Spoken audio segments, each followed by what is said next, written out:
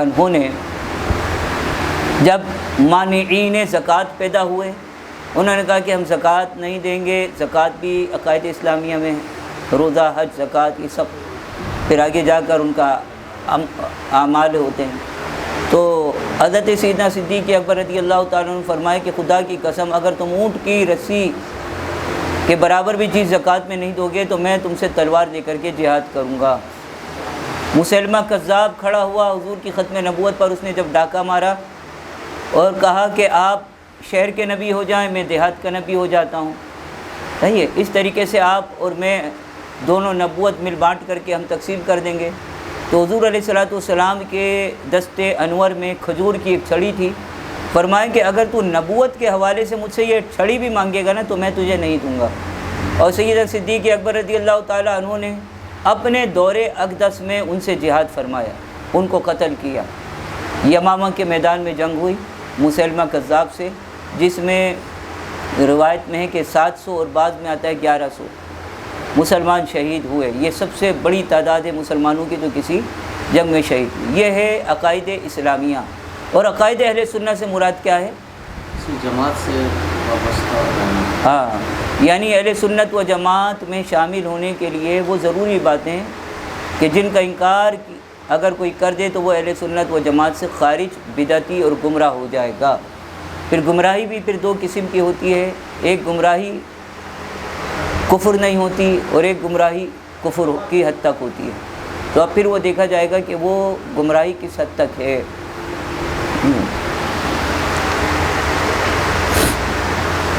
اچھا، ہم جب یہ کہتے ہیں اللہ تبارک و تعالیٰ کے بارے میں قرآن پاک میں خود ارشاد فرمایا اللہ تعالیٰ نے، عالم الغیب والشہادہ، جاننے والا ہے وہ غیب کا اور شہادت کا۔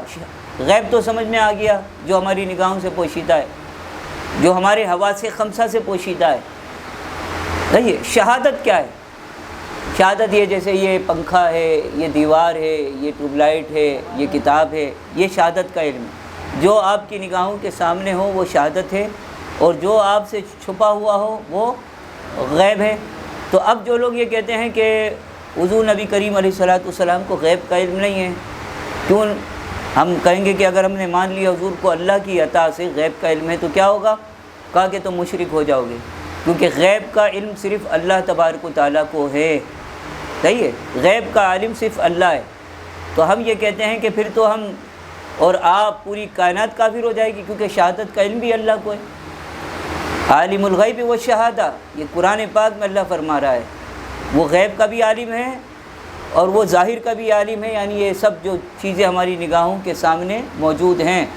تو لہٰذا اگر کوئی شخص شہادت کا عالم ہو جائے، مثال کے طور پر میں آپ سے پوچھوں کہ تسلیم صاحب یہ کیا ہے، تو آپ کہیں گے کتاب ہے، تو اس عقیدے کی روح سے تو پھر وہ کافر ہو گئے معاذ اللہ، کیونکہ انہوں نے شہادت کے علم کی خبر دے دی، جبکہ شہادت کا علم تو صرف اللہ کے پاس ہے۔ تو ایسی بات نہیں ہے۔ تو علماء نے یہاں پر تقسیم کی ہے کہ ایک ہوتا ہے علم ذاتی اور ایک ہوتا ہے علم عطائی۔ ذاتی علم اللہ تعالیٰ کا، جیسے ان اللہ سمیع علیم، اللہ تعالیٰ سننے والا جاننے والا ہے۔ قرآن پہ آیا ہے کہ نہیں ہے؟ آپ سنتے ہیں کہ نہیں سنتے؟ آپ جانتے ہیں کہ نہیں جانتے؟ تو آپ کا سننا اور جاننا، اللہ کا سننا اور جاننا، اب یہ تو شرک ہو گیا، کیونکہ یہاں پر مساویت آ گئی، یہاں پر برابری آ گئی۔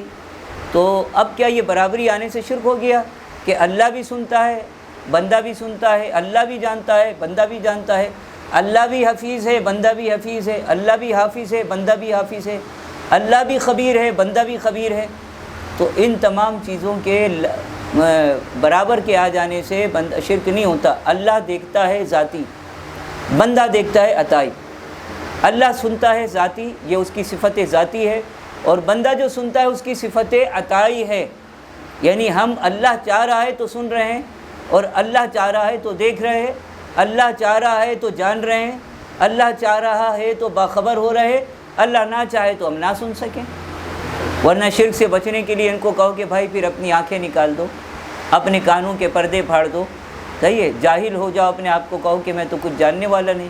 کیوں؟ اس لیے کہ سننے والا، جاننے والا، باخبر رہنے والا، حفیظ، علیم، یہ صرف اللہ کی ذات ہے۔ تو پتہ یہ چلا کہ اللہ تبارک و تعالیٰ کا جو علم مبارک ہے وہ ذاتی ہے۔ اور ہم معاذاللہ ثم معاذاللہ حضور نبی کریم علیہ السلام کے علم کو اللہ کے علم سے تشبیہ نہیں دیتے، کیونکہ حضور علیہ السلام کا علم مبارک بھی عطائی ہے، اللہ کی عطا ہے۔ یہ قرآن پاک کہہ رہا ہے وَعَلَّمَكَ مَا لَمْ تَكُنْ تَعْلَمْ وَكَانَ فَضْلُ اللَّهِ عَلَيْكَ عَظِيمًا، کہ جو کچھ آپ صلی اللہ علیہ وسلم نہیں جانتے تھے، محبوب صلی اللہ علیہ وسلم، ہم نے آپ کو تمام چیزوں کا علم عطا فرما دیا۔ دینے والا کون ہے؟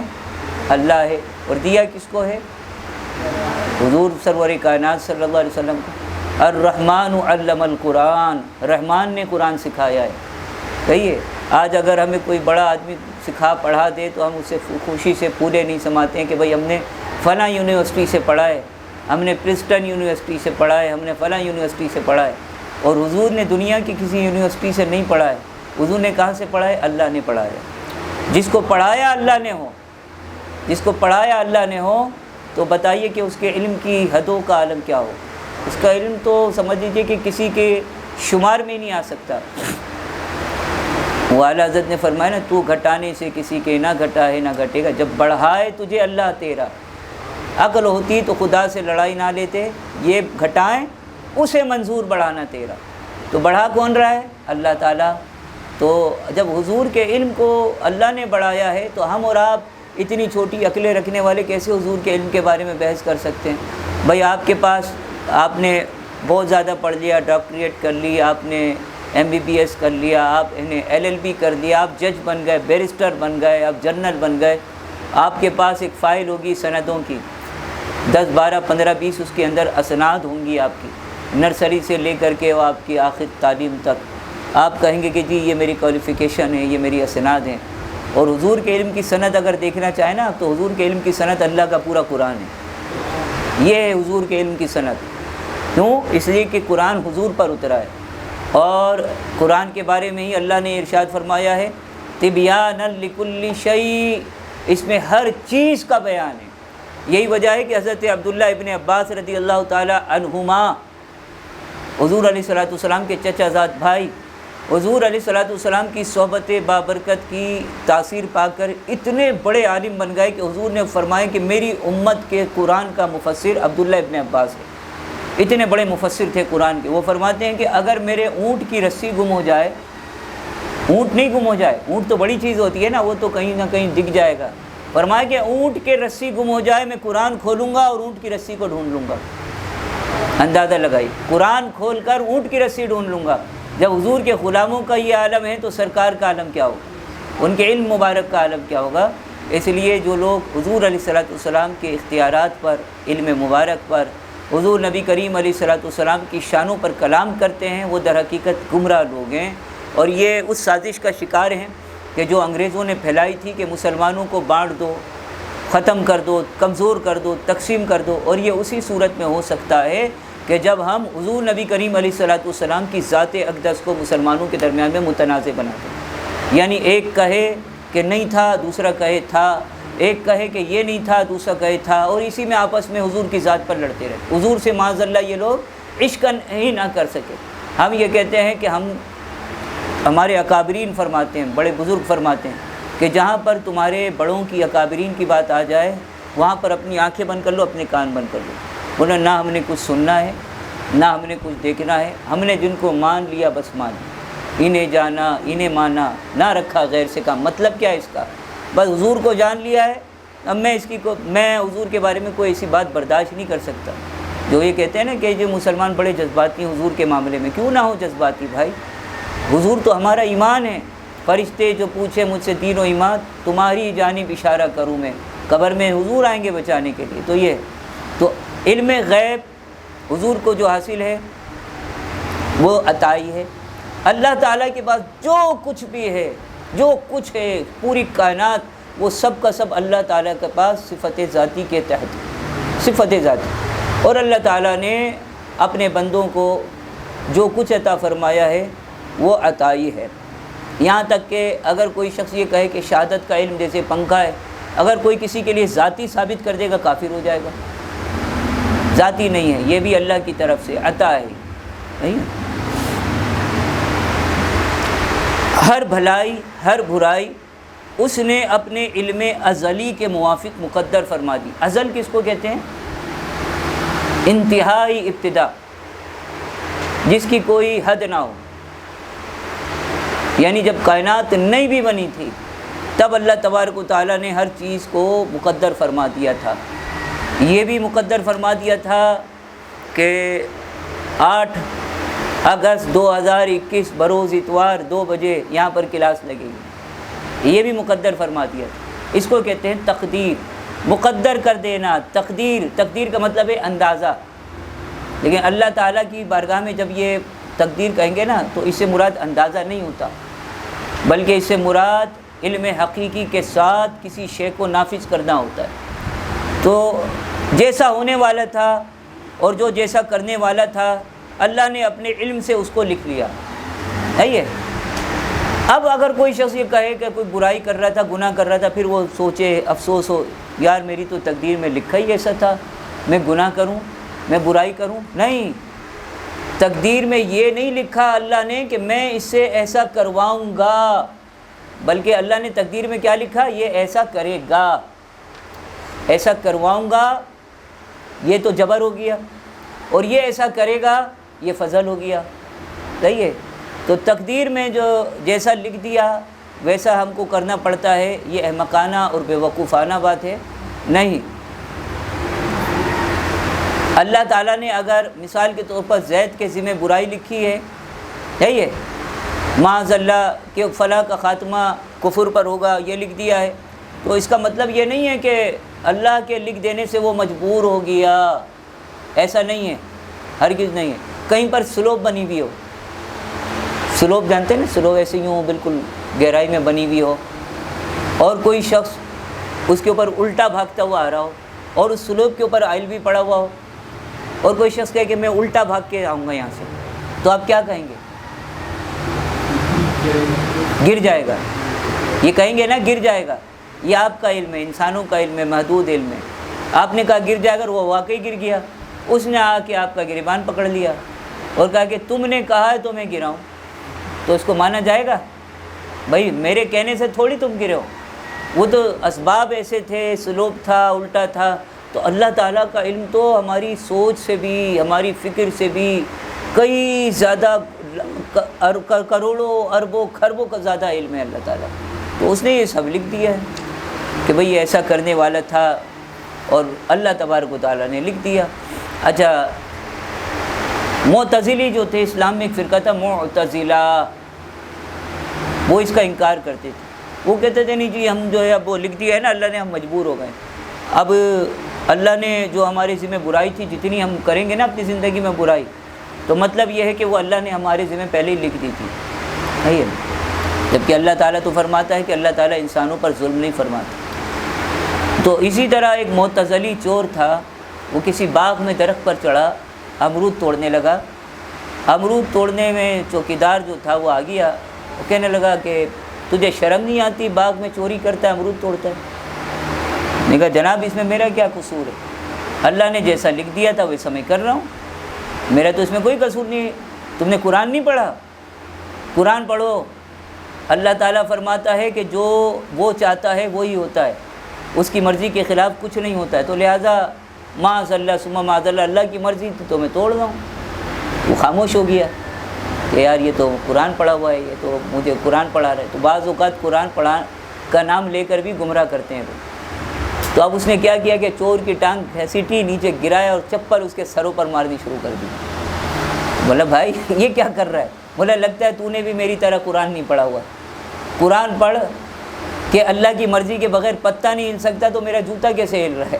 تو تب جا کے اس کی سمجھ میں آیا کہ نہیں بھائی، کچھ ہمارا اختیار ہوتا ہے ہر معاملے پہ، نہ ہم مکمل طور پر مختار ہیں نہ مکمل طور پر بے بس ہیں۔ یہ تو کتا بھی جانتا، اب کتے کو پتھر ماریں، لگا اس کو پتھر ہے، لیکن بھاگے گا کس کے پیچھے؟ ہاں، انسان کے پیچھے بھاگے گا نا، کیونکہ جانتا ہے کہ بھئی پتھر تو بے اختیار ہے، پتھر مارنے والا اختیار والا ہے، تو اسی کے پیچھے بھاگے گا، اسی کو کاٹے گا، اسی کے پیچھے دوڑے گا۔ تو انسان کو بھی اللہ تعالیٰ نے ایک طرح کا اختیار دیا ہے اچھائی اور برائی کرنے کا، کہ یہ اچھا راستہ ہے، یہ برا راستہ، تمیز سکھائی ہے اللہ تعالیٰ نے کہ کس راستے پر تم چلنا چاہتے ہو۔ اچھے راستے پر چلنا چاہتے ہو، برے راستے پر چلنا چاہتے ہو، تو لہٰذا اللہ تبارک و تعالیٰ نے اپنے علم ازلی کے موافق وہ ساری باتیں مقدر فرما دیں۔ حضرت سیدنا علی مرتضیٰ شیر خدا رضی اللہ عنہ کے پاس ایک شخص آیا اور کہنے لگا تقدیر کیا ہے؟ آپ نے فرمایا اپنی ایک ٹانگ کھڑی کرو۔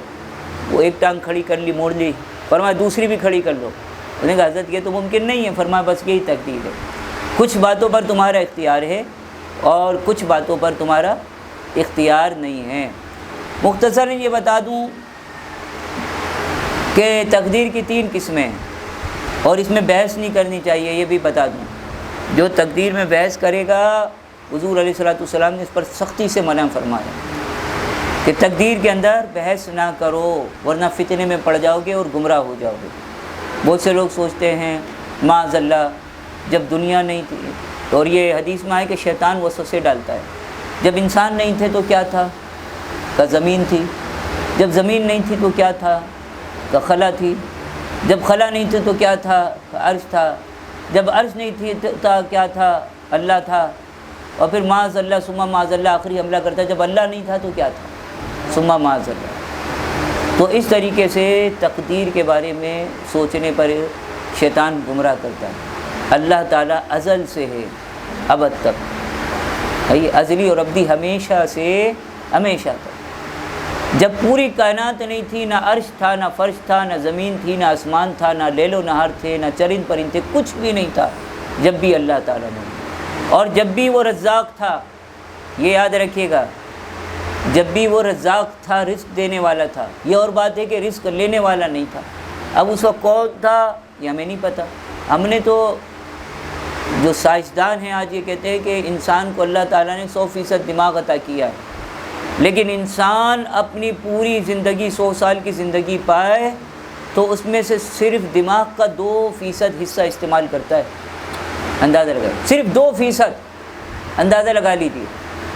انسان کو ناقص کیوں کہتے ہیں؟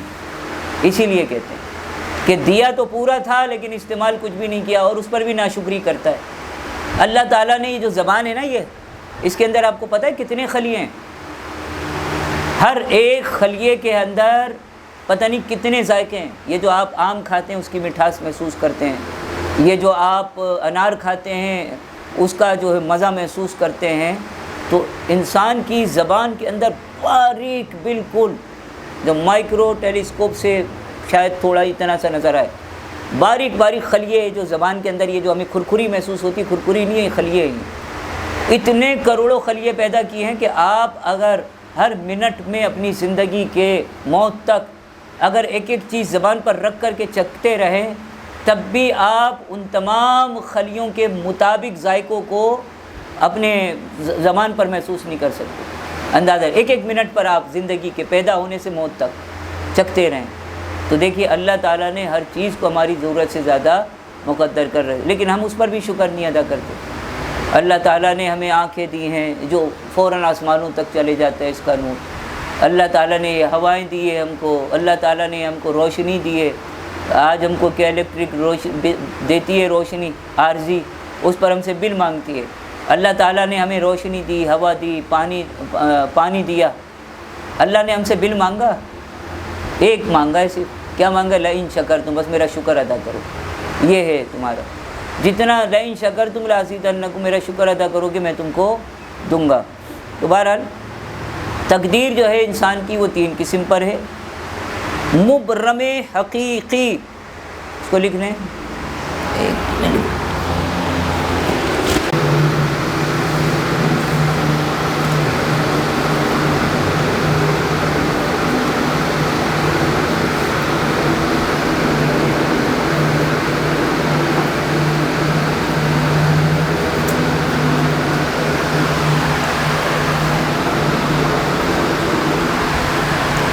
ایک ہوگا مبرم حقیقی اور دوسری ہے معلق شبیہ۔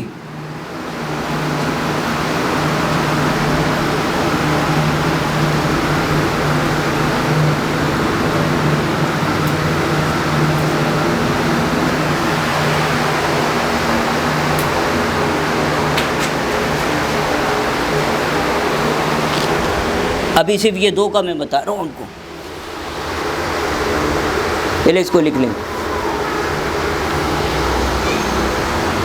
دوسری معلق شبیہ ہاں شبیہ معلق محض نہیں معلق ہاں یہ تیسری لکھا دی ہے میں نے معلق دوسری والی مبرم حقیقی معلق شبیہ شبیہ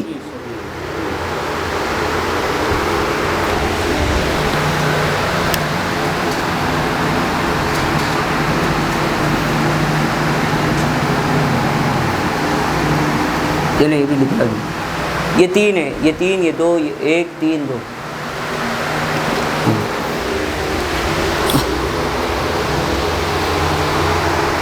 مبرم حقیقی جو جس کی تبدیلی ممکن ہی نہیں، بس جو اللہ تعالیٰ کی ذات اقدس نے فیصلہ کر دیا سو کر دیا، اب اس کے اندر کوئی تبدیلی نہیں ہو سکتی، اس کو لکھ دے جس میں تبدیلی ممکن نہیں، مبرم حقیقی۔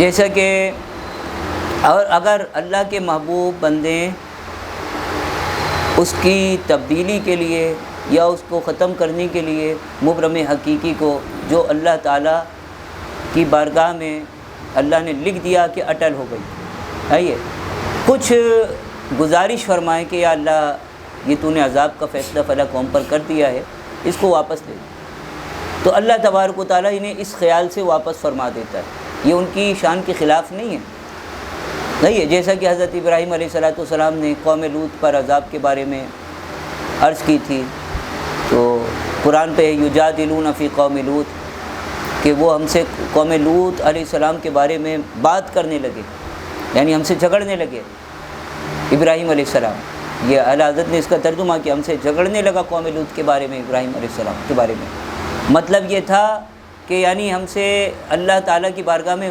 بہت ہی گریہ گزاری کرنے لگے، مطلب یہ تھا کہ اللہ یہ فیصلہ لے لے، فیصلہ واپس لے لے۔ تو اللہ تعالیٰ نے تقدیر کی وہ قسم کہ جو کسی بھی صورت میں پلٹ نہیں سکتی ہے، جو اٹل فیصلہ فرما دیا ہے عذاب کا، اس کو کبھی واپس نہیں لیتا ہے، صحیح ہے۔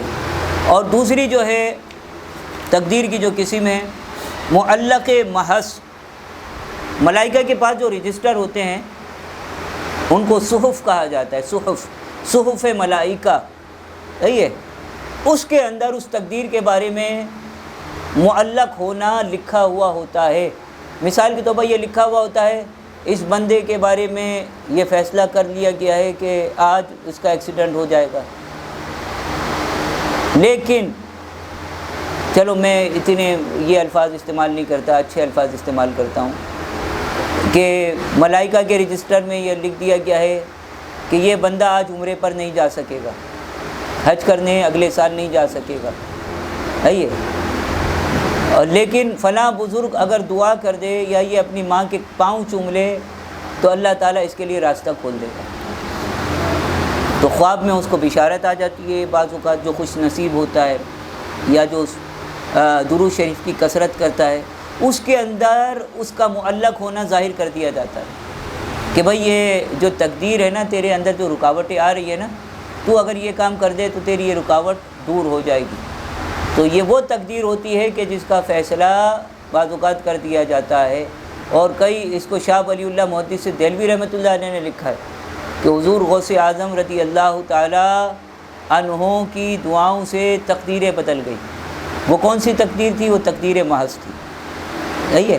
تقدیر محض اگر اللہ والے دعا کر دیں، ماں باپ دعا کر دیں، پیر بزرگ دعا کر دیں، تو اللہ تبارک و تعالیٰ بگڑی ہوئی تقدیر کو سنوار دیتا ہے، صحیح ہے۔ وہ علامہ اقبال نے جو شعر کہا ہے، کون سا شعر تھا؟ بدل جاتی ہیں تقدیریں، نگاہ مرد مومن سے بدل جاتی ہیں تقدیریں، نگاہوں سے بھی تقدیریں بدل جاتی ہیں۔ اللہ والے کسی معاملے پر نگاہ کرتے ہیں تو تقدیریں بدل جاتی ہیں۔ حضور غوث اعظم رضی اللہ عنہ کا مشہور واقعہ ہے نا کہ وہ ایک شخص آیا شیخ حماد رحمۃ اللہ علیہ کی بارگاہ میں، مجھے ملک شام جانا، فرمایا نہیں جانا، قتل ہو جائے گا، تیرا مال بھی لوٹ جائے گا۔ وہ روتا ہوا افسوس کرتا ہوا جا رہا تھا۔ حضور غوث اعظم رضی اللہ عنہ جو اس وقت جوان تھے نظر آئے، پوچھا کیوں افسوس کرتا ہے؟ کہا حضور شیخ حماد علیہ رحمہ نے فرما دیا کہ نہیں جانا ورنہ لٹ جائے گا اور قتل ہو جائے گا۔ اچھا جا، میں تجھے کہتا ہوں جا، زندہ سلامت آئے گا اور پہلے سے 3 گنا زیادہ نفع لے کر کے آئے گا۔ خوشی خوشی چلا گیا، بھائی یہ بھی اللہ والے ہیں، بزرگ ہیں، گیا ہے اور واقعتاً اس کو 3 گنا زیادہ منافع ہوا۔ کہا وہ تو بزرگ کہہ رہے تھے شیخ حماد کے مال لوٹ جائے گا، اور یہاں غوث پاک نے جو فرمایا ویسے ہی ہو گیا، 3 گنا زیادہ منافع مل گیا مجھے۔ واہ! رات سویا حلب کے اندر جا کر تو اس نے خواب دیکھا کہ میں پانی کے جہاز میں ہوں، بحری قزاق آئے، مجھے مارا اور میرا مال لوٹ کر کے لے گئے۔ صبح اٹھا، بیدار ہوا، پسینہ پسینہ، اس نے کہا شکر ہے کہ خواب تھا۔ وہاں سے آیا اور دوسرے شہر چلا گیا، پھر وہ دیکھا جو مال اس نے کمایا تھا وہ کھو گیا۔ پھر یاد آیا جہاں رات میں سویا تھا وہاں سرائے کے اندر میں نے مال رکھوایا تھا۔ دوبارہ پہنچا، مال لے کر کے آ گیا۔ حضور غوث اعظم رضی اللہ تعالیٰ عنہ جب واپسی میں آیا تو شیخ حماد ملے۔ حضور آپ نے تو ڈرا دیا تھا مجھے، آپ نے کہا تھا تیرا مال بھی لوٹ جائے گا، تیری جان بھی چلی جائے گی۔ فرمایا گا شکر کر شیخ عبد القادر جیلانی رحمۃ اللہ تعالیٰ علیہ، فرمایا کہ حضور غوث اعظم کا شکریہ ادا کر کہ انہوں نے تیرے حق میں 70 مرتبہ دعائے رحمت کی ہیں، تو اللہ تعالیٰ نے تیرے قتل کے معاملے کو خواب میں بدل دیا اور تیرے مال کے لٹ جانے کو نسیان میں بدل دیا۔ یعنی جو تو مال بھول گیا تھا نا، نسیان سے کا وہ مال لٹ جانا تیرے حق میں مقدر ہو چکا تھا، تو اللہ نے اس کو اس میں بدل دیا۔ اس لیے ہمیں بھی یہ دعا کر دینی چاہیے بار بار کہ اللہ اگر ہمارے اس میں کوئی برائی مقدر ہو تو اس کو ہمارے خواب میں بدل دے، یہ دعا کرنی چاہیے۔ تو اس سے جو ہے تقدیریں دعاؤں سے بدل جاتی ہیں۔ لا يرد القضاء الا الدعاء، حدیث پاک میں ہے کہ قضا کو، تقدیر کو کوئی چیز نہیں بدل سکتی سوائے دعاؤں کے۔ دعاؤں سے بڑے بڑے پہاڑ ٹل جاتے ہیں، بڑی بڑی تقدیروں کے جو ہوتے ہیں نا مصائب و آلام، وہ بدل جاتے ہیں۔ مانگ کر کو تو دیکھیں۔ اور میں ایک آپ کو بڑا اہم وظیفہ بتا رہا ہوں جس کو سیدی اعلیٰ حضرت نے لکھا ہے، دعاؤں کے قبول ہونے کا مجرب نسخہ لکھا ہے اعلیٰ حضرت نے فتاوی رضویہ شریف میں۔ اس کو آپ یاد رکھیں اور ہمیشہ انہی لفظوں کے ساتھ آپ اللہ کی بارگاہ میں دعا کیا کریں۔ اعلیٰ حضرت علیہ رحمہ فرماتے ہیں کہ اسم اعظم سے جو دعا کی جاتی ہے اللہ تعالیٰ قبول کرتا ہے۔ یہ حدیث پاک ہے، اس حدیث پاک کو نقل فرمانے کے بعد لکھتے ہیں، اور جو چیز اللہ سے مانگی جاتی ہے اسم اعظم پڑھ کر اللہ تعالیٰ وہ چیز عطا فرما دیتا ہے۔ اب اسم اعظم کیا ہے کسی کو نہیں پتہ، کسی کو نہیں پتہ اسم اعظم کون سا ہے۔ کوئی کہتا ہے هو اللہ الذی لا الہ الا هو، یہ کوئی کہتا ہے سورہ بقرہ میں، کوئی کہتا ہے سورہ آل عمران میں، کوئی کہتا ہے سورہ نساء میں، کوئی کچھ کہتا ہے۔ کئی اسم اعظم کے بارے میں اقوال ہیں۔ اعلیٰ حضرت رحمہ اللہ نے فرمایا کہ اکثر جو اسم اعظم جن کے بارے میں علماء کا اتفاق ہے وہ کون سا ہے، فرماتے ہیں کہ یا ارحم الراحمین، یا ارحم الراحمین، یا ارحم الراحمین، 3 مرتبہ یہ پڑھیں۔ حدیث پاک میں آتا ہے کہ جب 3 مرتبہ یہ کہتا ہے تو فرشتے اسے کہتے ہیں اب دعا مانگ، اللہ تعالیٰ تیری طرف متوجہ، ہاں یعنی اللہ کی رحمت تیری طرف متوجہ ہو گئی، اب مانگ۔ بولتے 3 مرتبہ یہ کہے اور پھر 1 مرتبہ یہ پڑھے یا بدیع السماوات والارض یا ذا الجلال والاکرام۔ فرمائے کہ اسے پڑھ کر کے دعاؤں سے پہلے، مانگنے سے پہلے اسے پڑھو، اللہ تعالیٰ تم کو عطا فرما دے گا۔ یہ ہے اسم اعظم، صحیح ہے۔ تو اس کو پڑھ کر کے آپ جو ہے روزانہ آپ دعا کریں، یا ارحم الراحمین، یا ارحم الراحمین، یا ارحم الراحمین، یا بدیع السماوات والارض یا ذا الجلال والاکرام۔ یہ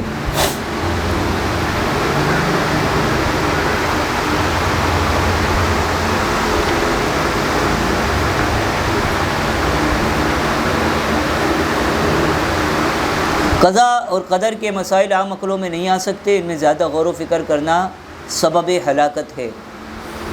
حضرت سیدنا صدیق اکبر و فاروق اعظم رضی اللہ عنہما اس مسئلے میں بحث کرنے سے منع فرما گئے ہیں۔ ما ہو شما یعنی ہم اور آپ کس گنتی میں ہیں، نہیں ہے؟ تو لہٰذا اپنے آپ کو چاہیے کہ ان تمام چیزوں سے ہم روکیں، اپنے آپ کو بچائیں۔ اچھا یہ بتائیے کہ اللہ تعالیٰ کی کوئی جہت ہے؟ جہت سمجھتے ہیں آپ؟ سمت، مشرق مغرب شمال جنوب، یہ سمتے ہیں نا؟ یہ اللہ تعالیٰ جہت سے پاک ہے۔ ہاں یہ نہیں ہے کہ اللہ مشرق میں مغرب میں، قل للہ المشرق والمغرب، اے محبوب صلی اللہ علیہ وسلم فرما دیجئے مشرق اور مغرب اللہ کے لیے ہے۔ اللہ تعالیٰ جہت سے پاک ہے، مکان سے پاک ہے، چاہیے یہ نبی ہیں جن کے ہیں یہ مکان، وہ خدا ہے جس کا مکان نہیں، وہ خدا ہے جس کا مکان نہیں۔ تو ایک بے دین تھا، بد مذہب تھا، اس نے اعلیٰ حضرت کے شعر پر اعتراض کیا، بولے وہ دیکھو اس میں جناب احمد رضا صاحب نے اللہ کے نبی کے لیے مکان ثابت کر دیا اور خدا کو بغیر مکان کے ثابت کر دیا، یعنی اللہ کا کوئی مکان نہیں۔ تو اس کو جواب دیا کہ بے وقوف، اللہ کے لیے مکان ثابت کرنا تو کفر ہے۔ اللہ مکان اور مکانیت سے پاک ہے، اللہ جسم اور جسمانیت سے پاک ہے، اللہ آنکھوں سے، کان سے، ناک سے، منہ سے، ہاتھوں سے، پاؤں سے وہ پاک ہے، صورت سے پاک ہے، کیونکہ یہ ساری چیزیں حوادثات میں سے ہیں۔ حادث اس کو کہتے ہیں جو ختم ہو جائے، کائنات کی ہر شے حادث ہے، اور اگر کوئی غیر حادث ہے تو کون ہے؟ اللہ کی ذات جو قدیم ہے، غیر فانی ہے، یہی ہے۔ وَيَبْقَى وَجْهُ رَبِّكَ ذُو الْجَلَالِ وَالْإِكْرَامِ، کُلُّ مَنْ عَلَيْهَا فان، ہر چیز کو فنا ہے اور بقا ہے تو صرف اللہ کی ذات اقدس ہے۔ اللہ کی ذات اور صفات غیر فانی ہیں، غیر حادث ہیں، باقی ہیں۔ اچھا بتائیے دنیا کی زندگی میں کوئی اللہ کا دیدار کر سکتا ہے کسی بھی طریقے سے؟ دنیا کی زندگی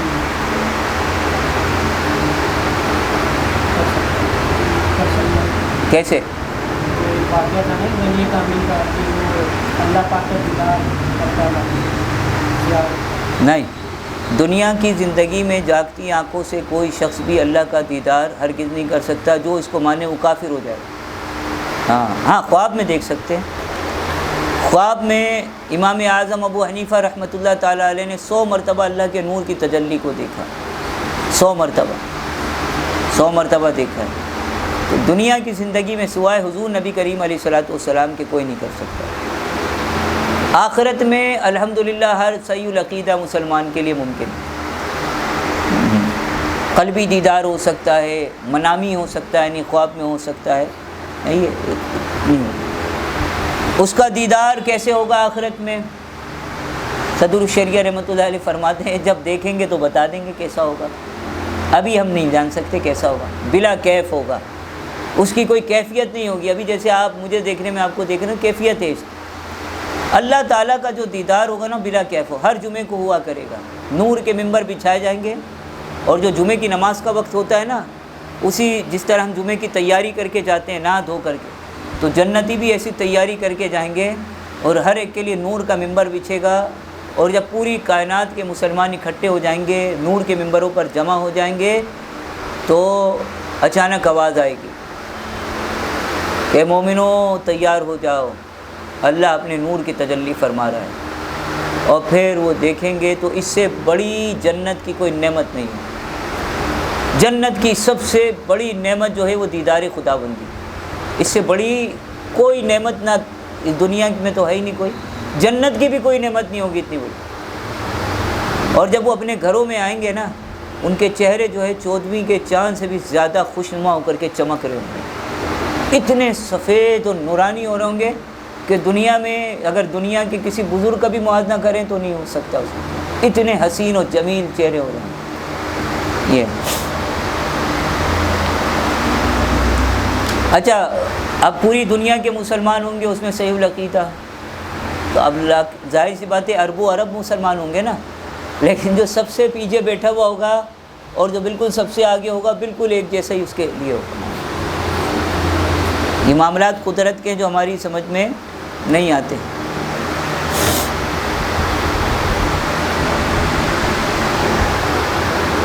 اللہ تبارک و تعالیٰ کو نہ اونگ آتی ہے نہ نیند آتی ہے یہ لا تأخذہ سنۃ ولا نوم، یہ قرآن پاک آیت الکرسی میں اللہ نے فرمایا، نہ اس کو اونگ آ سکتی ہے نہ نیند آتی ہے۔ ان اللہ کان علیکم رقیبہ، وہ تمہارے اوپر مکمل نگہبان ہے۔ ہاں، وہ اندھیری رات میں کالے پتھر پر کالی چونٹی چل رہی ہو اس کو بھی دیکھتا ہے۔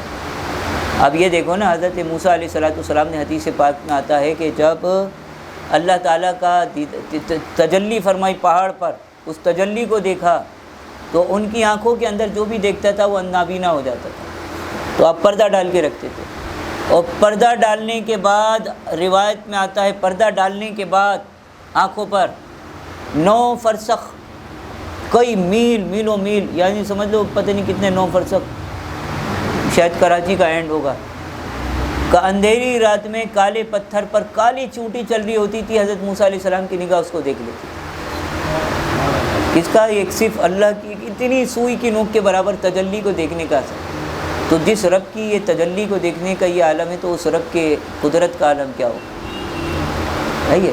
وہ پوری کائنات کو اللہ تبارک و تعالیٰ یکساں دیکھ رہا ہے، ہمیں بھی دیکھ رہا ہے، یورپ میں جو بیٹھے ان کو بھی دیکھ رہا ہے، یہ سب کو دیکھ رہا ہے اللہ تبارک و تعالیٰ، یہ اللہ کی قدرت ہے۔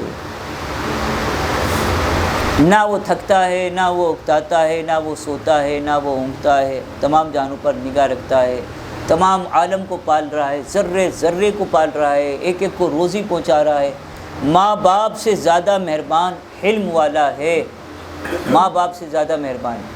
ہماری ماں اچھا بہت سے لوگ یہ ایک مثال دیتے ہیں اللہ 70 ماؤں سے زیادہ پیار کرتا ہے، یہ غلط ہے، یہ کسی حدیث میں نہیں آیا کہ 70 ماؤں، یہ تو اللہ کی رحمت کو محدود کر دیا۔ 70 مائیں کیا حیثیت رکھتی ہیں؟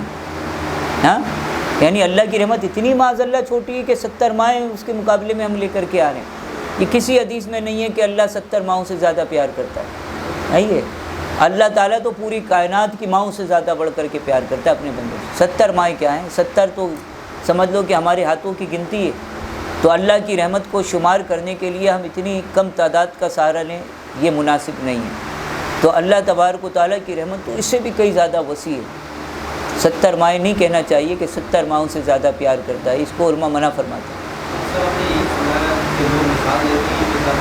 غلط مثال دیتے ہیں، غلط مثال دیتے ہیں، علماء منع فرماتے ہیں۔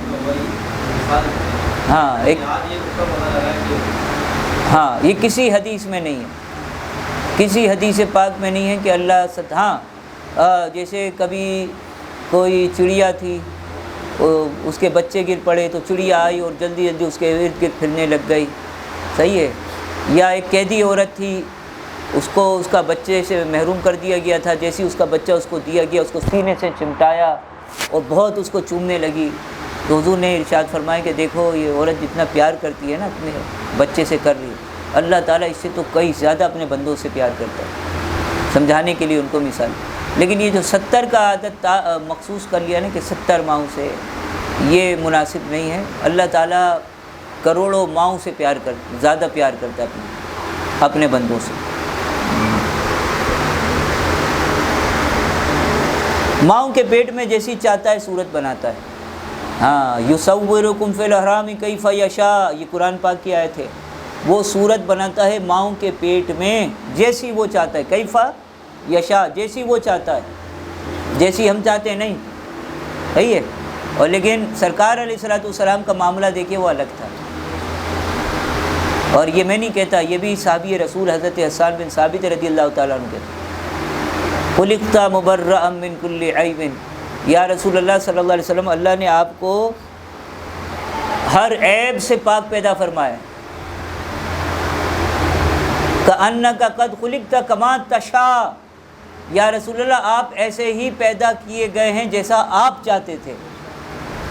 آج مجھے بتائیے، اگر آپ کو ہم سے پوچھا جاتا کہ بتا میرے بندے تجھے کیسا بناؤں، تو ہم کیا کہتے کہ یا اللہ کان ایسے رکھنا، ناک ایسی رکھنا، آنکھ ایسی رکھنا، بال ایسے رکھنا، ماتھا اتنا چوڑا رکھنا، قد اتنا رکھنا، بازو ایسے رکھنا، کلائی ایسے رکھنا، انگلیاں ایسی رکھنا، ناک لمبی اور سیدھی رکھنا، صحیح ہے، بال گھنے رکھنا، ایسے بولتے نا ہم پھر جب اللہ نے ہم سے پوچھا ہے، صحیح ہے۔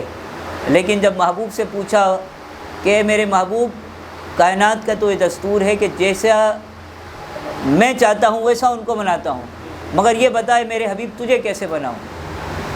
تو یہاں پر گویا کہ حضور نے فرمایا ہوگا کہ یا اللہ اگر تو نے پوچھ ہی لیا ہے تو پھر ایسا بنا، سینہ میرا ہو یاد تیری ہو، ہاتھ میرے ہوں طاقت تیری ہو، آنکھ میری ہو قوت تیری ہو، چہرہ میرا ہو دیدار تیرا ہو۔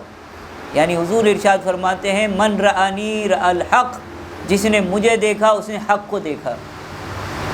یہ مشکات شریف کی حدیث پاک میں، جس نے مجھے دیکھا اللہ کو دیکھا، یعنی اللہ نہیں کر رہی ہے، صحیح ترین حدیثوں میں سے ہے یہ مشکات شریف کی، من رآنی رأى الحق، جس نے مجھے دیکھا مطلب کیا ہے؟ یاد آتا ہے دیکھ کے، یاد آتا ہے خدا دیکھ کے صورت تیری، یعنی جو کہتے ہیں نا کہ اللہ والوں کی پہچان یہ ہوتی ہے انہیں دیکھو تو اللہ یاد آ جائے، ہاں یعنی اللہ کی قدرت ان کو یاد۔ تو حضور نبی کریم علیہ الصلوۃ والسلام کو اللہ نے ایسا بنایا جیسا حضور علیہ الصلوۃ والسلام خود چاہتے تھے، اور کائنات میں حضور سے بڑھ کر کے کوئی حسین و جمیل تھا ہی نہیں، کوئی تھا ہی نہیں۔ آقا کریم علیہ الصلوۃ والسلام کی مبارک آنکھیں، چشمان اقدس، آقا کریم علیہ الصلوۃ والسلام کے مبارک کان، مبارک ہونٹ، مبارک پیشانی، بھویں مبارک، ایک ایک چیز جو ہے حسن کا اعلیٰ ترین معیار، اس سے بھی کئی گنا زیادہ بڑھ کر کے حسین و جمیل تھے آقا کریم صلی اللہ علیہ وسلم۔ تو اللہ تعالیٰ ماؤں کے پیٹ میں جیسی چاہتے صورت بناتا ہے، گناہوں کو بخشنے والا، توبہ قبول کرنے والا وہی ہے، قہر و غضب فرمانے والا وہی ہے، انتقام لینے والا وہی ہے۔ اس کی پکڑ نہایت ہی سخت قسم کی ہے، جس سے بغیر اس کے چھڑائے کوئی چھوٹ نہیں سکتا ہے۔ جس کو اللہ تعالیٰ پکڑ لینا بس اللہ کی پناہ، اللہ اپنی پکڑ سے محفوظ فرمائے، بس یہ دعا کرتے ہیں۔ اب لوگ سب کہتے ہیں نا یا اللہ اپنا عدل فرما، اپنا عدل، بھائی عدل کا سوال مت کرو اللہ سے، عدل کا کرو گے پکڑے جاؤ گے، اللہ سے عدل کا نہیں، اللہ سے فضل کا سوال کرو۔ عدل کے تو ہم کسی معیار پر پورے نہیں اتر سکتے۔ بعض اوقات مظلوم جو ہوتا ہے وہ کہتا ہے یا اللہ انصاف فرما، اگر انصاف کر دیا نا تو سب سے پہلے وہ مارا جائے گا۔ پھر تو اللہ سے تو یہ کئی سوال ہی نہیں کرنا چاہیے اللہ میرے ساتھ انصاف فرما، عدل فرما، یا اللہ فضل فرما، ہم تیرے فضل کے محتاج ہیں، ہم تیری رحمت کے محتاج ہیں۔ عدل والا تو ہمیشہ پکڑا جاتا ہے۔ حدیث پاک میں ہے کہ ایک شخص نے 400 سال اللہ کی عبادت کی، وہ 400 سال کی عبادت کے بعد جب اس کا انتقال ہوا، اللہ تعالیٰ نے فرمایا فرشتوں اس کو جنت میں لے جاؤ۔ اس نے کہا یا اللہ 400 سال میں نے تیری عبادت کی ہے، تو لہٰذا میں اب جو ہے نا اپنی عبادت کے بلبوتے پر جنت میں جانا چاہتا ہوں، تیرے فضل پہ نہیں۔ معاذ اللہ، اس عابد نے کہا، بنی اسرائیل کا عابد تھا۔ اللہ نے فرمایا اچھا یہ بات ہے، فرمایا فرشتوں اس کی 400 سال کی عبادت ایک طرف رکھو، اور ہم نے جو اس کو آنکھ دی اس میں سے ایک آنکھ ایک پلڑے میں رکھو، اور دیکھو کہ کس کا وزن زیادہ بھاری ہے۔ اب جب اس کو رکھا گیا تو آنکھ اللہ کی جو نعمت ہے بڑی، سب سے اس کا وزن جو ہے اس کی 400 سال کی عبادت سے زیادہ نکلا۔ فرمایا کہ یہ دیکھ صرف ایک آنکھ کا وزن ہے، ابھی تو اور نعمتیں باقی ہیں، تو نے جو کھایا پیا میں نے جو تجھ کو دیا وہ باقی ہے، تیری زبان، تیرا کلام، تیرے کان، یہ سب باقی ہیں۔ فرمایا جاؤ اس کو گھسیٹ کے جہنم میں لے جاؤ، اب یہ عدل پر آیا ہے۔ وہ گڑ گڑانے لگا یا اللہ مجھے معاف کر دے، مجھے اپنے فضل پر، اپنی رحمت پر جنت میں ڈال دے، جا میرے فضل سے، میری رحمت سے۔ کوئی بھی شخص اپنے عدل سے نہیں جائے گا، اپنی عبادت پر نہیں جائے۔ ہماری عبادتیں ہی کہاں بھائی، ہم تو اللہ کی رحمت سے جائیں گے، سرکار کی رحمت سے جائیں گے انشاءاللہ تعالیٰ۔ جس کو جو چاہتا ہے دیتا ہے، جس کو سے جو چاہتا ہے چھین لیتا ہے، جس کو چاہتا ہے عزت دیتا ہے، صحیح ہے، اور عزت والے کو چاہے وہ ذلیل کر دے۔ وَتُعِزُّ مَن تَشَاءُ وَتُذِلُّ مَن تَشَاءُ، جس کو چاہے عزت دے، جس کو چاہے ذلت دے۔ میں یہ کہتا ہوں، میں نے بزرگوں سے سنا، ہمارے قبلہ قاری زال مصطفیٰ آدمی صاحب علیہ رحمہ فرماتے تھے کہ دیکھو عزت اللہ دیتا ہے اور ذلت بندہ خود لیتا ہے۔ ہاں وہ کام ایسے کرتا ہے کہ جس کی وجہ سے وہ ذلیل ہو جائے۔ اللہ ذلیل نہیں کرتا بندے کو، اللہ عزت دیتا ہے، ذلیل بندہ خود اپنے ہاتھوں سے ہوتا ہے، ایسے کرتوت کرتا ہے کہ وہ خود ذلیل ہو جائے۔ تو جس کو چاہے راہ راست پر لائے، جس کو چاہے الگ کر دے سیدھی راہ سے، جسے چاہے اپنا بنا لے، جسے چاہے اپنے سے جدا کر دے، جس کو چاہے محبوب بنا دے، جس کو چاہے مردود کر دے، جس کو چاہے جو دے دے، جس سے چاہے جو چھین لے، جس کو چاہے نواز دے، جس سے چاہے جو روک لے۔ یہ سب اسی کے قبضے قدرت میں۔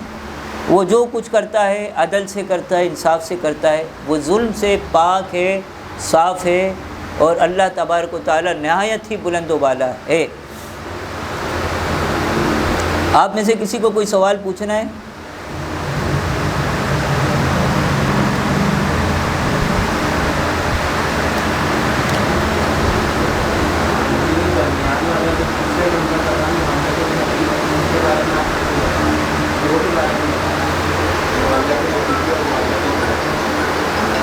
ہاں، معلق محض یعنی نہیں، معلق محض آپ نے بتایا، معلق محض تو بتا دیا تھا نا، دوسرا تھا۔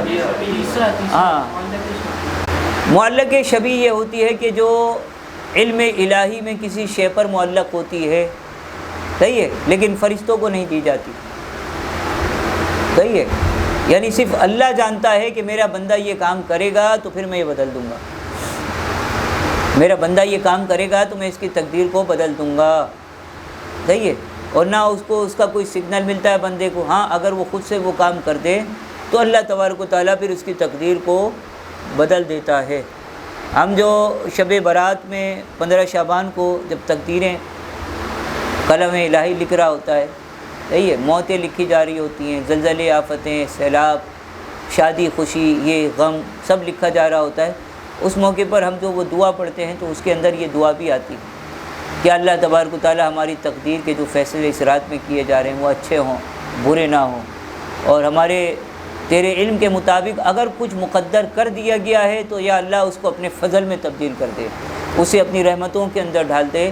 اور ہمارے لیے اس سال جو ہے چونکہ حج کرنے والوں کے نام بھی لکھے جاتے ہیں تو یہ دعا بھی کرنی چاہیے کہ اللہ اس سال ہمیں حج کی سعادت عطا فرما دے۔ ہاں، اور پھر اگلا سال آیا حج پہ نہ جا سکیں تو یہ نہ کہیے گا کہ میری دعا قبول نہیں ہوئی، بلکہ یہ سمجھیے گا کہ اللہ تعالیٰ نے میری اس دعا کے بدلے میں مجھ کو اور کوئی اچھی چیز عطا فرما دی، صحیح ہے نا۔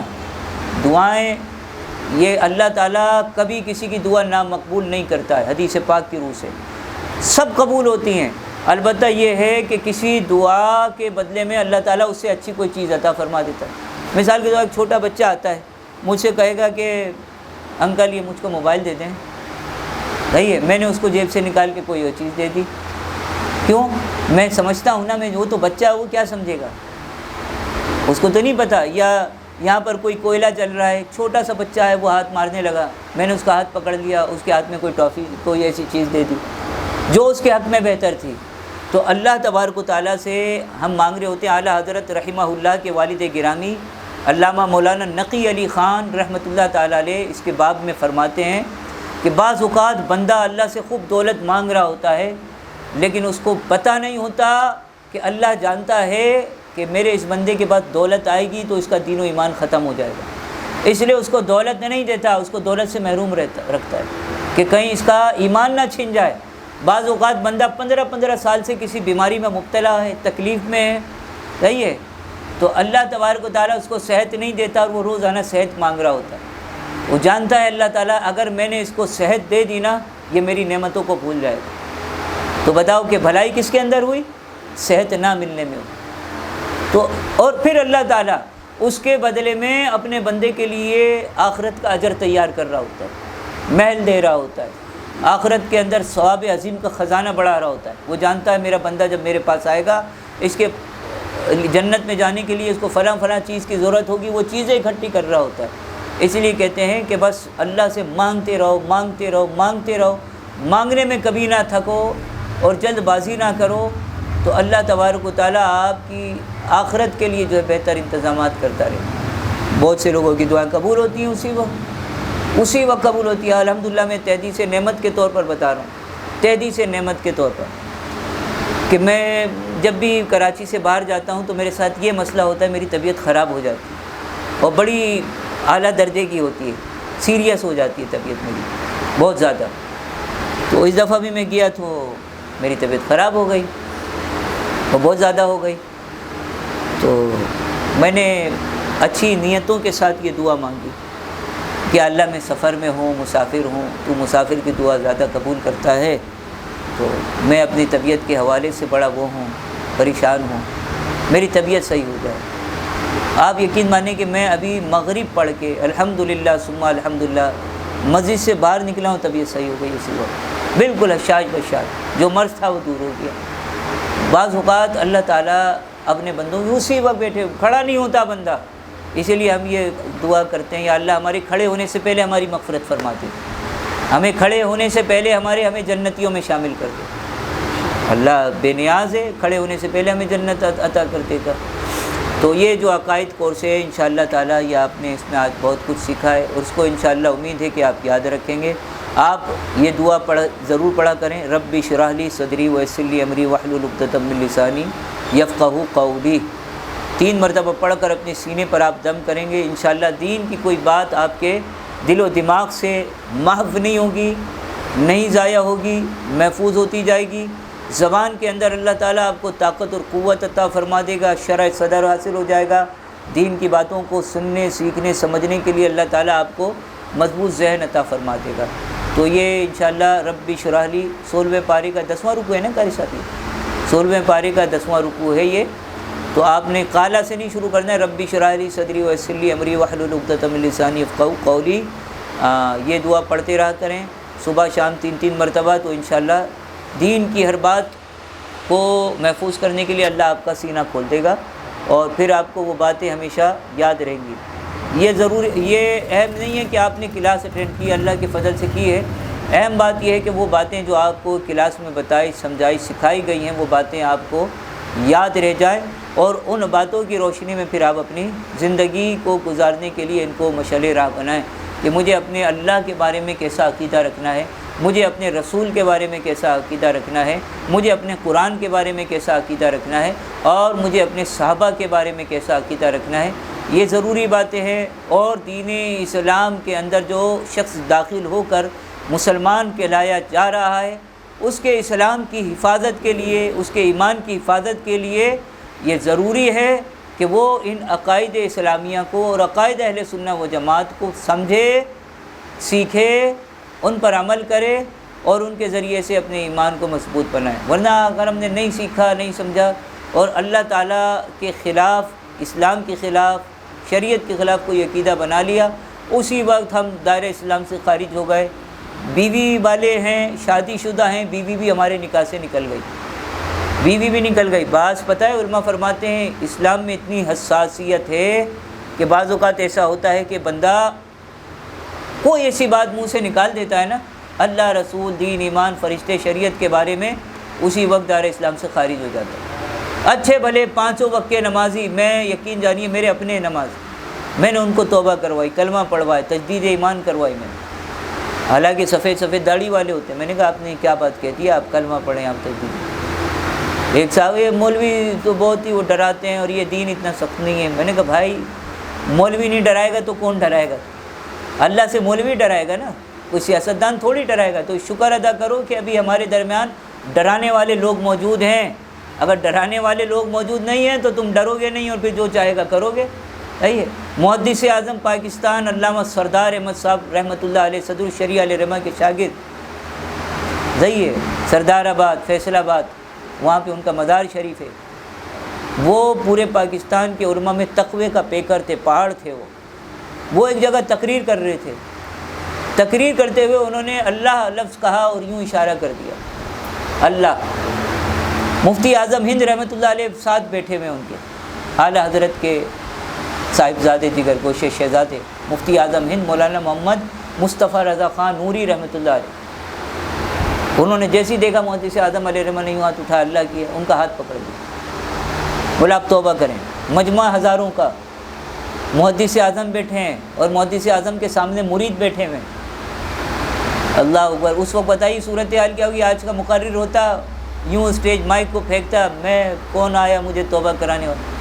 انہوں نے اسی وقت کھڑے ہوئے اللہ کی بارگاہ میں توبہ کی، کلمہ شریف پڑھا، تجدید ایمان کیا، صحیح ہے، تجدید ایمان کیا، اور پھر رونے لگ گئے، بولنے لگے جب تک مفتی اعظم ہند جیسے علماء ہمارے درمیان موجود ہیں، خدا کی قسم ہمارا ایمان کبھی ڈوب نہیں سکتا، ہمیں ہمارے ایمان کو بچانے والے یہ لوگ موجود ہیں۔ انہوں نے کہا، حالانکہ وہ مسئلہ جانتے تھے، لیکن نادانستگی میں ایسے اٹھ گیا ان کا، اللہ جل جلالہ، ایسے اللہ کی طرف اشارہ کرنا بھی ہے، حالانکہ انہوں نے اس نیت سے نہیں کیا ہوگا کہ اللہ اوپر ہے، صحیح ہے، استعلاء کے لیے کیا ہوگا، استعلاء کا مطلب بلندی، یوں بلندی کے لیے کرنا جائز ہے، لیکن منع کرتے ہیں اس سے بھی علماء۔ انہوں نے توبہ کی، تجدید ایمان کیا، سب کچھ کیا، اور رونے لگ گئے، کہنے لگے جب تک مفتی اعظم ہند جیسے علماء ہمارے درمیان موجود ہیں، خدا کی قسم ہمارا ایمان کوئی لوٹ نہیں سکتا، ہم بے ایمان نہیں ہو سکتے۔ تو یہ تو علماء موجود ہیں الحمدللہ، ہمیں شکر ادا کرنا چاہیے جو ہمیں بات بات پر روکتے ٹوکتے بچاتے۔ تجدید ایمان روزانہ کرنا چاہیے رات سوتے وقت، کیا معلوم ہو ہماری آخری رات ہو، آخری زندگی ہو۔ تجدید ایمان کا طریقہ بہت آسان ہے، کلمہ شریف پڑھیں، دوسرا کلمہ پڑھیں، اشہد ان لا الہ الا اللہ وحدہ لا شریک لہ واشہد ان محمدا عبدہ ورسولہ، لا الہ الا اللہ محمد رسول اللہ۔ ایمان مفصل اور ایمان مجمل پڑھ لیجیے، آمنت باللہ و ملائکتی و کتبہ و رسولی والیوم الآخر والقدر خیرہ و شرہ من اللہ تعالی والبعث بعد الموت۔ ایمان مجمل پڑھ لیجیے، آمنت باللہ کما ہوا باسمائہ و صفاتہ و قبلت جمیع احکامہ، اقرار باللسان و تصدیق بالقلب۔ اور پھر یہ زبان سے کہہ لیجیے کہ یا اللہ تبارک و تعالیٰ آج دن بھر میں اور اس سے پہلے دانستہ نادانستہ جہالت میں جانتے ہوئے خفیہ اعلانیہ جو بھی میں نے اپنی زبان سے کفر کہا، کفر بکا اور کفریہ اعمال پر راضی بھی رہا جہالت میں یا علم پر، یا اللہ میں اسے تیری بارگاہ میں سچے دل سے توبہ کرتا ہوں، مجھے معاف فرما دے۔ صحیح، یہ ہو گیا آپ کا تجدید ایمان۔ اور تجدید نکاح ہفتے میں کم از کم ایک مرتبہ لازمی کرنا چاہیے شادی شدہ لوگ۔ کیا معلوم کہ کسی بات پر اس کی زوجہ اس کے نکاح سے نکل چکی ہے، اس کو پتہ ہی نہیں، اور جب نکاح سے نکل گئی تو اب اس کے ساتھ اس کو ہاتھ بھی لگا رہا ہے تو سمجھ لو غیر محرم کو لگا رہا ہے۔ اتنا ایسا بزرگان دین علیہ رحمہ کے بارے میں اگر آپ پڑھیں گے نا، وہ روزانہ تجدید نکاح بھی کرتے تھے۔ تجدید نکاح کے لیے ضروری نہیں آپ باہر سے مہمانوں کو بلائیں، کھانا کھلائیں، میاں بیوی بیٹھ گئے، ان کے دو عاقل و بالغ ہیں، ان کے سامنے ایجاب و قبول کر لیا، حق مہر رکھ دیا، ہے تو بس یہ تجدید نکاح ہو گیا۔ تو اس طریقے سے تجدید نکاح بھی کم از کم ہفتے میں ایک بار ضرور ہمیں کرنا چاہیے، کہ ہمیں نہیں پتہ ہماری کون سی کس بات سے ہماری بیوی ہمارے نکاح سے فارغ ہو گئی، نکل گئی۔ اللہ تعالیٰ سے دعا ہے جو کچھ ہم نے پڑھا، جو کچھ ہم نے سنا، حضور نبی کریم علیہ الصلوۃ والسلام کے صدقے میں ہم کو ان تمام باتوں پر عمل کرنے کی توفیق عطا فرمائے۔ اللہ تعالیٰ ہم سب کا خاتمہ بالخیر، ایمان و سلامتی کے ساتھ عقیدہ اہل سنت و جماعت پر فرمائے، آمین یا رب العالمین، بجائے سید المرسلین صلی اللہ علیہ وسلم۔ الحمدللہ رب العالمین والعاقبۃ للمتقین والصلاۃ والسلام علی سید الانبیاء والمرسلین۔ یا اللہ یا رحمان یا رحیم یا کریم دل مارک مستقیم برحمتک نستغیث بحق ایاک نعبد و ایاک نستعین یا حی یا قیوم برحمتک نستغیث یا ارحم الراحمین یا ارحم الراحمین یا ارحم الراحمین یا بدیع السماوات والارض یا ذا الجلال والاکرام۔ یا اللہ اپنے تمام تر پیارے ذاتی صفاتی بابرکت مقدس اسماء الحسنی کی برکت سے ہماری دعاؤں کو قبول فرما۔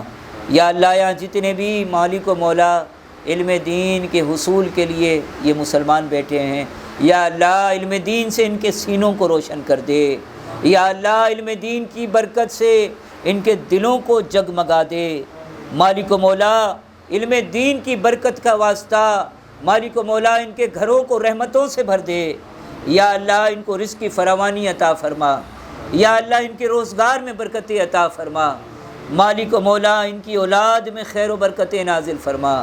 مالک و مولا ان کی اولاد اور ان کی اولادوں کی اولاد اور پھر ان کی اولادوں کی اولادوں کو نیک صالح دیندار حضور علیہ الصلوۃ والسلام کا عاشق صادق بننا انہیں نصیب فرما۔ یا اللہ تبارک و تعالیٰ ان میں سے جن کے والدین ہیں مالک و مولا ان کا سایہ ان کے سروں پر تادیر سلامت فرما۔ ان میں سے اور ہم میں سے جن کے والدین اس دنیا سے گزر چکے، یا اللہ ان کی مغفرت فرما۔ یا اللہ میرے والدین کریمین کی مغفرت فرما۔ یا اللہ تبارک و تعالیٰ حضور نبی کریم صلی اللہ علیہ وسلم کے صدقے ہم سب کے رزق، جان، مال، عزت و آبرو، ایمان، عمل میں برکت عطا فرما۔ یا اللہ فی زماننا ہمارے زمانے میں جتنے بھی فتنے ہیں، آفتیں ہیں، مالک و مولا ہمیں ہماری اولادوں کو جملہ مسلمانوں کو ان تمام فتنوں سے محفوظ فرما۔ پیارے آقا رسول اللہ صلی اللہ علیہ وسلم کی ناموس مبارکہ پر عافیت کے ساتھ ہمیں شہادت کی موت نصیب فرما۔ یا اللہ ہمیں اپنے تمام اکابرین اہل سنت کا دامن تھامے رکھنے کی توفیق عطا فرما۔ یا اللہ ہمیں تمام صحابہ کرام علیہ رضوان کی محبت نصیب فرما۔ یا اللہ قیامت کے دن ہمیں تمام صحابہ کرام علیہ رضوان کی جماعت اور ان کے جھنڈے کا سایہ نصیب فرما۔ یا اللہ تبارک و تعالیٰ ہمیں قبر کے عذاب سے محفوظ فرما۔ جو بیمار ہیں انہیں صحت کاملہ عطا فرما۔ وصلی اللہ تعالیٰ علی خیر خلقی۔ ہمارے قاری صاحب قبلہ کی اہلیہ محترمہ علیل ہے، مالک و مولا انہیں صحت و تندرستی عطا فرما دے۔ یا اللہ حضور نبی کریم علیہ الصلوۃ والسلام کے وسیلہ جلیلہ سے ان تمام مسلمانوں کی آمین ان کے حق میں قبول فرما۔ میری ہمشیرہ کو مکمل صحت یابی تندرستی عطا فرما۔ ہم سب کو نظر بد سے، جادو ٹونے، اثرات بد سے اور حاسدین کے حسد سے محفوظ و مامون فرما۔ وصلی اللہ تعالی علی خیر خلقہ سیدنا و مولانا محمد وعلی آلہ و اصحابہ اجمعین برحمتک یا رب۔ عبدالباسط گلحسن فیضان احمد محمد ثابت محمد اشتیاق مزمل عباس مدثر اقبال خان زاہد روحان داؤد شہیر علی شایان تنویر احمد عاصف محمد اسد